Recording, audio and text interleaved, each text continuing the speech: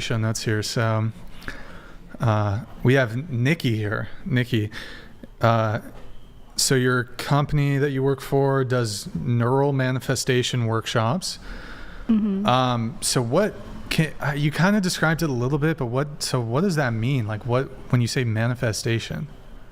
Yeah, so basically manifestation is just being more consciously aware of what you're attracting into your life. We're all manifesting, whether we're consciously aware of it or not. Like everything that we attract within our life, we are manifesting, but our practice helps you bring awareness, conscious awareness to that, so you can be just more intentional with what you're calling in and can more like kind of create the life that you're wanting. And then we have workshops that help you reprogram your subconscious mind. So they're like guided meditations that will take you back to specific memories where you can give yourself a healing. And then we have different journal prompts to work through where you can really notice like different patterns throughout your life, different cycles, and then you can kind of take specific actions to move forward. So, do you mind if I ask you a few questions about this? Mm-hmm. So I'm just going to be blunt and honest, right? I'm not good at mincing words. I think all of that's total bullshit. But to be fair, to dive in on it, when you say manifesting, are you talking about the laws of attraction? No. So then what does manifesting mean? Well, so do you know what the law of attraction is? Okay. Yeah. So I thought you said it doesn't pertain to that.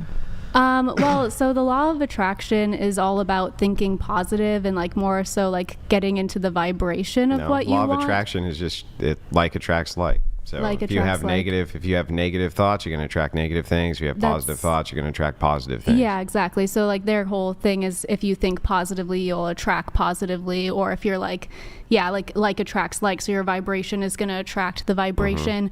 We don't teach that. We haven't really seen that works or is effective.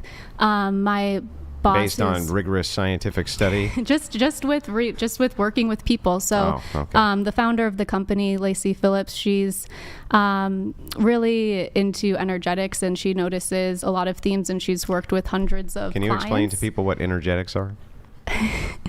So, well, her kind of version of it is just literally paying attention to how people react in different situations and how they do call in certain things. So like energetics would just be the energy of how everything is like coexisting together. What is this energy made up of, does Lacey think? I don't know. She's never actually specifically said. Never said what the energy is made up of, but it's there. It's there. And it's definitely interacting with stuff. It's definitely interacting with stuff. But we don't know what the hell it is, right? It's... Yeah, I don't know. I'm not the one who, developed these methods, so I can't speak more further into it. But we have had neuroscientists work with us. They've helped us develop the workshops, and based on their studies and research too, have found this to What kind be of effective. Neuroscientists? Have you ever heard of Dr. Tara Swart? No.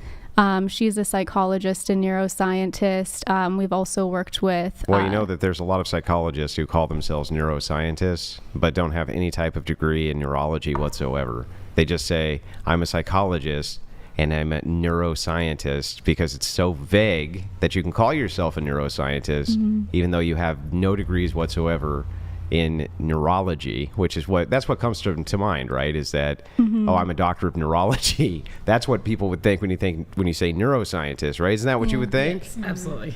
But that's not the case. A lot of them say I'm a neuroscientist, and they have no degrees whatsoever, no MDs, or whatever the requirements are for neurology. So just saying neuroscientist, I'm always very skeptical.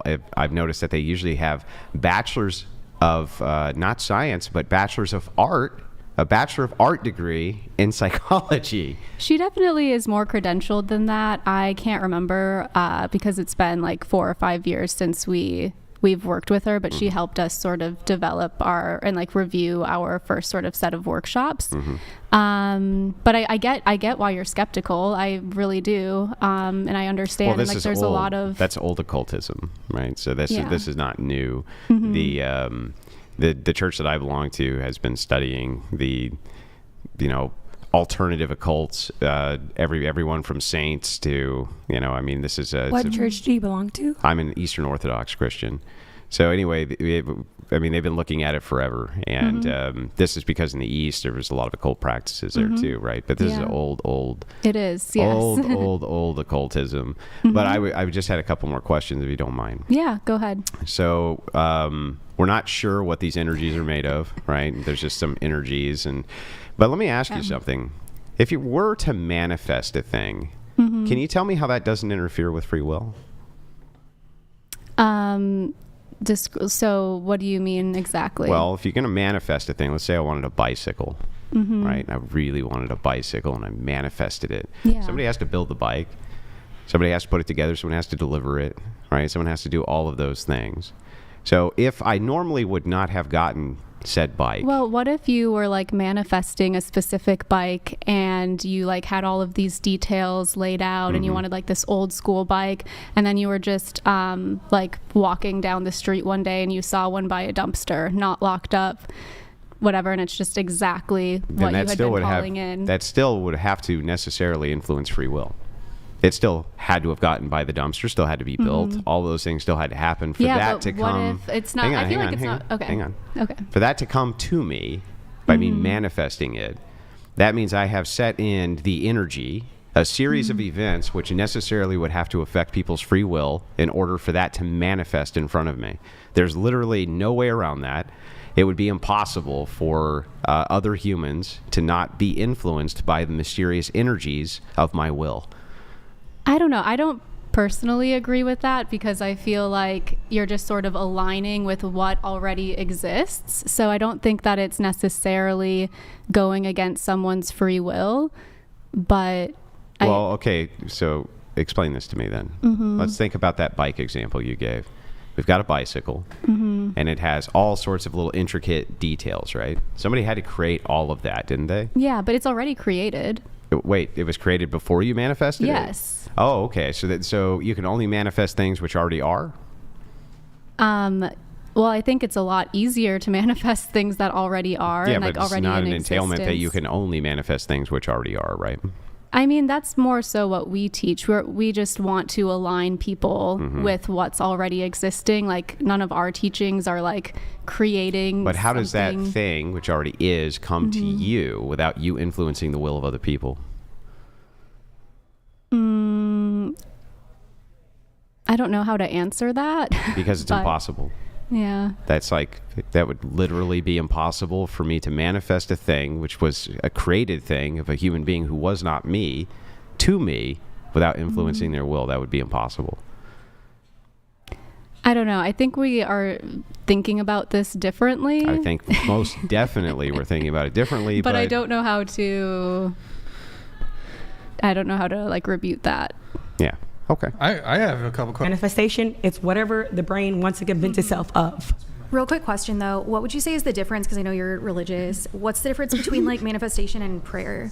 Yeah, You know, so not in a bad way, but this just is like this is a great question, right? So the way that I pray is I always just pray in thanks.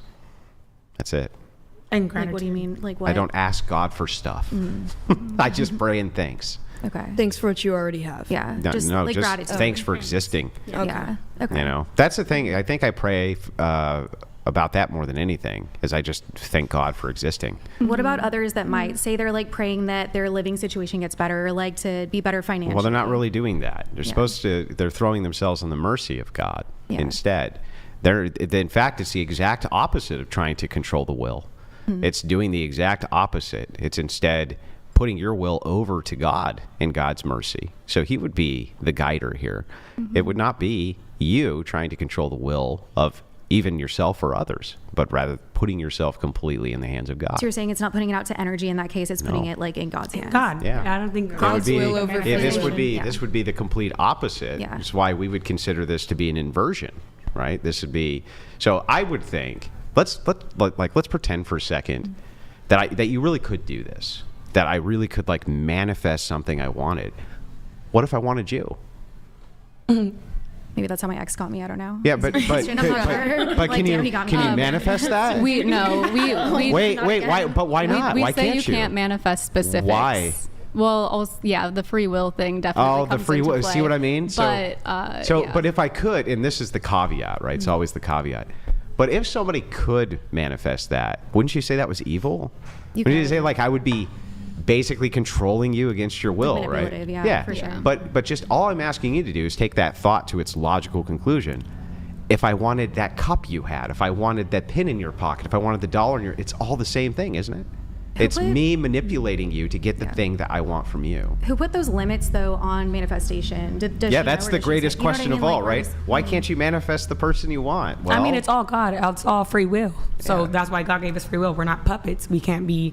We're not robots. We're human. So that's why I feel like everybody's saying not to talk about manifestation, but I feel like everything is under God. So well, the reason this is actually important when you're talking about dating, it's actually been stunning to me how many women are into occultism, witchcraft, tarot cards, some form of magic use, even recreationally.